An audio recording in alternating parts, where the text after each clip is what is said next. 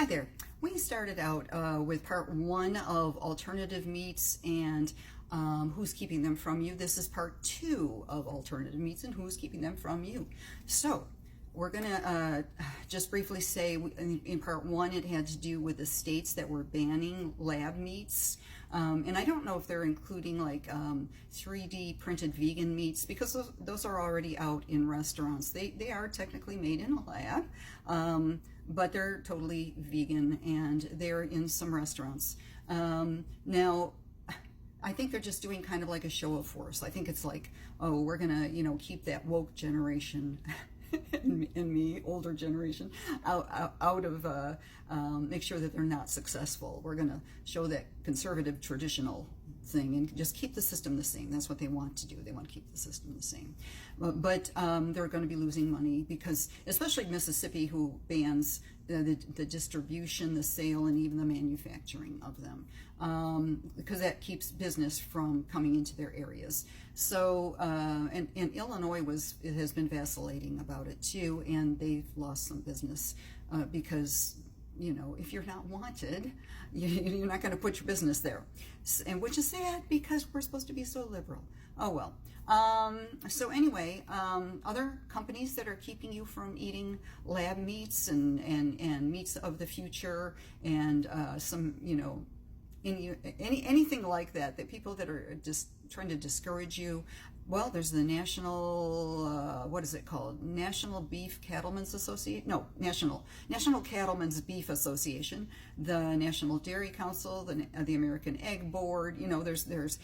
Those people are lobbying, and they have hundreds of lobbyists. So they're really hard to go up against, but it's possible.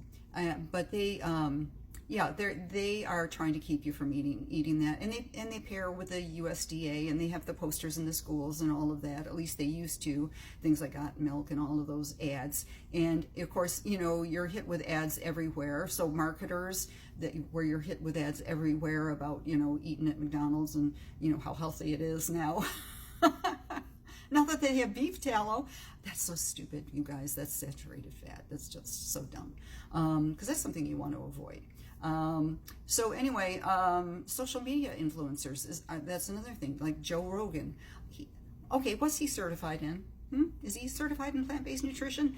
All he talks about is plant-based nutrition, and how he doesn't like it, and how he right now, he's into having people on with a carnivore diet, which is probably the worst diet you could possibly go on.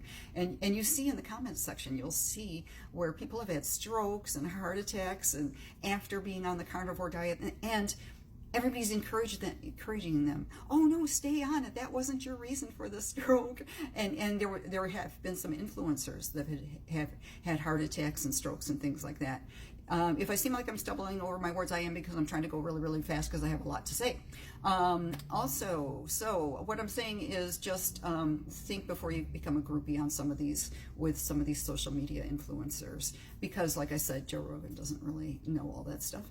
And they've started things like calling vegan processed meats, which have been shown to be healthy. They're fine for you. Processed vegan meats are fine for you.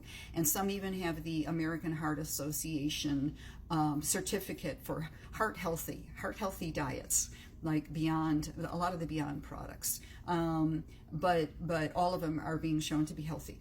But people are calling them frankenfoods and frankenmeats, and that's all social media doing that. They don't call their own sausages that. They don't call their Spam, their hot dogs. They just reserve that for vegan meat. Isn't that nice? So, and other people who say, I only eat foods with 3 ingredients or less. Now, RFK Jr. has said that he tries to do that. But anyway, do we believe anything he says? No. But anyway, people are out there trying to do things with just as few ingredients as possible. It might be a good idea in some ways, but I mean, I know a food that's 1 ingredient that you could have. Pick up a big bag of sugar. 1 ingredient, so it's healthy. A big bag of salt, 1 ingredient, it's healthy. I got those ideas from, I think, Danny Ishea. Yeah. But the perfect examples, that it's not the number of ingredients because you can have a lot of ingredients in something and have it be really, really healthy. Field roast sage sausage, which is a vegan meat that's in your Walmarts. It's been there for quite a while, you know, several years. It's got wheat gluten. Now people will say, oh no, wheat gluten. 94% of you can eat it with no problem whatsoever. There's only 6% that have a sensitivity to it, and 1 to 2% of that 6%, 1 to 2% is celiac disease, and no, they have to really stay away from it.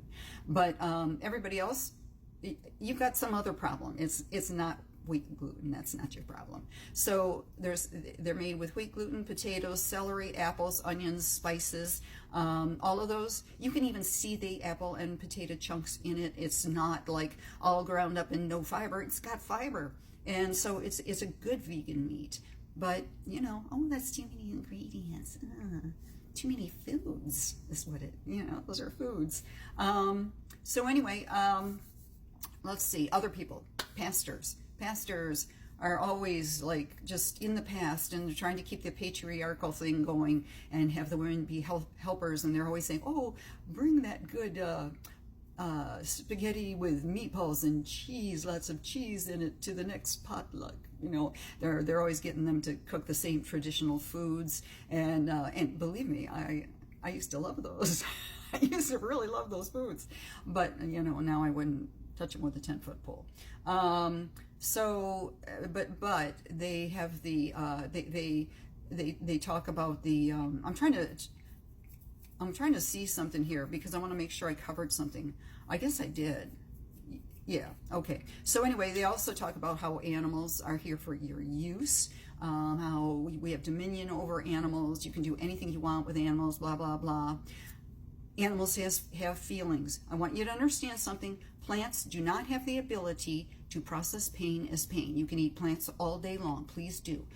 Animals are like us, sentient beings that feel the same kind of pain as we feel. So you don't want to be eating animals. It's cruel. They have one life to live, one life, and they have feelings, and they want to live. And they're suffering so much on these farms. It's just horrendous. So, but pastors are like, oh no, they were put there for us. We can do what we want. See, that's the patriarchy. That's the white supremacy stuff, and just male superiority type thing. You know, they've just got to be over something, I guess. So let's be over those innocent little sweet animals. We're so tough. Yeah, that's what they teach you, and you believe it. I did too, you know. So white Christian nationalists, we can stick them right in there too with their superiority and their supremacist stuff, and their love of being mean, it seems. Climate change denialists, okay? They don't want to change, so they don't even want to talk about climate change and how it might be related to animal agriculture. I'm changing my little thing to page 3. I hope I have time. Okay, environmentalists, surprisingly, all they want to do is talk about fossil fuels. They will ban people from their site if you talk about animal agriculture and methane that goes into the air and how we could solve climate change and even reverse it. No, they don't want to hear that. They want to do fossil fuels. I've got, I'll talk about that more. I may have already in a video, but they're backwards, and they're going to be causing more damage. And they even have in their marches, they have like hot dog stands and dairy ice cream. Stupid. But environmentalists are supposed to be, you know, intelligent people, but they screwed up there. Vegans with their whole food plant-based, or you're not a real vegan, or you're just doing it wrong. Blah blah blah. I don't care what you eat, really, honestly.